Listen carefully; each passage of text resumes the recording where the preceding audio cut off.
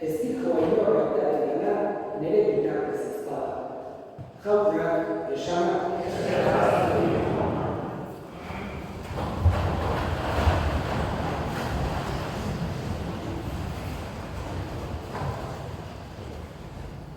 Gaurko evangelioan entzun dugu Jesusek egiten dugu gomite bat.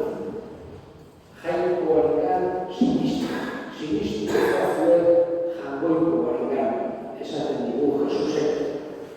Bere garaiak, bere itzule ia bere salbuesko tegetzantzan sinistu zuten jangoikoaren existentzia. Jainkoa dagoela mundua egin duen jainkoa, Abrahamen eta Isaaren eta Jakobek jainkoa, baina Jesusek gonbidatzen ditu jainkoiko hori gehiago ezagutzera. Ez bakarra sinistera, hau da, baita arrazoi denaren bidez, ezagutu daiteke errealitatea, pentsatuz gauzak ez direla, zentzurik gabe, motiburik gabe, besterik gabe sortzen. Baizik eta gure existentzia munduarena izatea dira guztiak ez daitezkera kasualitate hutsez sortu eta modu horren natural zuzen ere eraberatu. Baizik eta beste izaki goren bat beharrezkoa dela hori egin duena existitzea gainikoan, baina Jesusen hori baino gehiago nola baitean osatzen dugu. Ez bakarra jainkoiko bat dagoela, gauza guztiak egin dituena, baizik eta jainkoiko hori ezagutu dezagula nola batean proposatzen dugu Jesusek. Eta berak jainkoaren izaera adierazten digu. Bere burua guri ezagutzera emanez. Errukia, maitasuna, ontasuna, hori guztiak dira jainkoaren ezaugarri nagusia. Eta horixe da Jesusek nahi duena guk garbi izan dezaguna. Jainkoak egin gaituela, baina egin gaituela maite gaituelako. Gure kasualidade txandu existentzia ez dela kasualidade hutsa, baizik eta jainkoaren maitasunak egin gaituelako hemen gaudela. Hori da guk ulertzea nahi duena. Senti dezagun gure bizitzako momentu guztietan jainkoaren presentzia eta gertutasun hori. Bera eginak era eta ez gaitu sekula eskutik utziko inongo egoeratan gaudela ere. Jesusen nahi du hori garbi eduki dezagula eta horrek gure bihotzean baita unerik gogorrenetan ere halako bakea, halako konfidantza sortu dezala. Naiz eta momentu txarra pasatu eta tristura sentitu dina, horiek denak gure bizimoduan gertatzen baitira, nahi du Jesusen sinisturaren bihotzean konfidantza hori ez da dira sekulan galdu. Jainkoak ez daituela eskutik utziko, beti gurekin egongo dela jainkoikoa. Eta jainkoak maite daituela eta salbatu nahi gaituela. Ez bakarrik mundu honetan, besteak ere baizik. Gaurkoan Teodoro despeditzen hemen elkartu gara. Eta itxaroten horrekin, jainkoak eginak geralako, beraren aragoaz. Eta hoxe berrokoan eskatzen dioguna gure jainkoikoari, gure hartzainari. Teodoro gure sentea bezala goiko zenuan. Gure herri honetan, askoz gehiago somatzen dugu edo zein faltatzen zaigularik norbait, etxeetan, beti, baina gure herri honetan denak ezagutzen gara, eta guretzako txune handia gelditzen da. Eta horixe da gaurkoan Elizabete betea dago eta adierazten dioguna bai Teodorori, bai jainkoikoari. Eskerrak berak herrien alde asko egin du eta eskerrak beti eduki behar. Gaurkoan gure otoitza eskerrarekin batera jainkoikoari zuzentzen diogu bere atsedena eman bezaion. Zoriontasuna eman Hoxe da, eskatzen duguna jagoiko gari. Bere utxunea, hemen gelditzen da, etxean jakina, baina baita herriak ere. Eta gure herria hauetan, esaten duen bezala, behar dugu beste batzuk errego batzeko, gure aurreko handik ikasi duguna, jaso duguna, leko tradizioak, leko ohiturak, gar ez daitezen. Eta hortan Teodor lan handia egin du, gure mantendu. Eta gaurkoan hoxe esaten dugu gure jagoiko gari. Bere eskeranez eta konfiantzaz. Jakinik berak hoxe hartu duela. Gure otoitzori, gure senidearen aldeko otoitzori, eta atseginez entzuten duela. Gure idagoekiko harremana ez da bukatzen, eta nahiz eta utxune hori euki, eskatzen dugu jagoikoiko zeruan izan bezala Teodoro gure senidea. Handik, zerutik gurean egiten segidezan.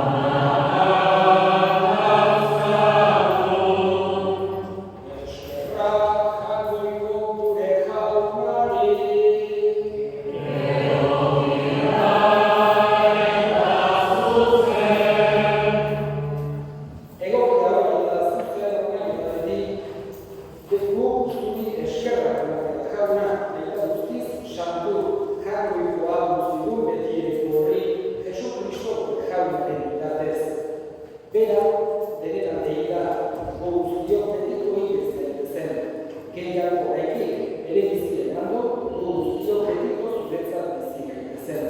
Horregatik, hain taldeekin batean goresten zaitugu pozez beterik kantatzen dena.